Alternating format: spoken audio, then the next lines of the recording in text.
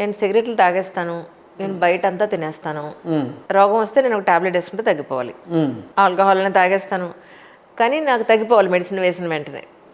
అలా ఉంది పరిస్థితి. ఇప్పుడు ఆయుర్వేదంలో ఇలా మెడిసిన్ వేస్తే అలా తగ్గిపోదు కదా, కొంత టైం తీసుకుంటుంది, ఎంత కాదనుకున్నా. అవునండి. ఆ ఓపిక లేదు ఇప్పుడు ఇలా వేస్తే అలా నాకు తగ్గిపోవాలి, 2 రోజుల్లో 1 రోజులో తగ్గిపోవాలన్న పాయింట్ ఉంది. అందువల్ల ఆయుర్వేదాన్ని ఏమన్నా కొంచెం నెగ్లెక్ట్ చేస్తూ ఉన్నారా, లేదా ఆ పథ్యం ఏదైనా ఉంటుంది దానివల్ల నెగ్లెక్ట్ చేస్తూ ఉన్నారా అంటే మీరేం చెప్తారు? ఇప్పుడు ఇక్కడ పథ్యము అనేది ఒక అబద్ధం అండి.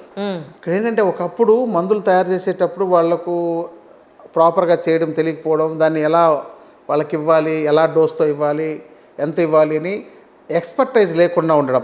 ఎవరినో చూసి ఎవరైనా వైద్యం చేస్తుంటే వాళ్ళ దగ్గర 1 సంవత్సరం 6 నెలల్లో ఉండి చూసి నేర్చుకొని ఇంకా వైద్యం వచ్చేసిందని వీళ్ళు తయారు చేయడం మొదలు పెట్టడం చేయడం.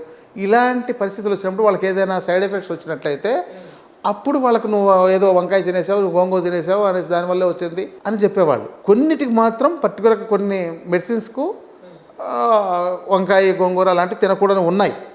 అది చాలా టాప్ ప్రయారిటీ, అంటే ఎప్పుడో వాళ్ళ క్రానిక్ డిసీజ్లో ఇస్తారు. కానీ ఇక్కడికి వచ్చేసరికి ఏమవుతుందనంటే ఈ ఎమర్జెన్సీగా వీళ్ళకి మెడిసిన్ కావాలనంటే ఎవరు ఏం చేయలేరండి, అది మన కర్మ కింద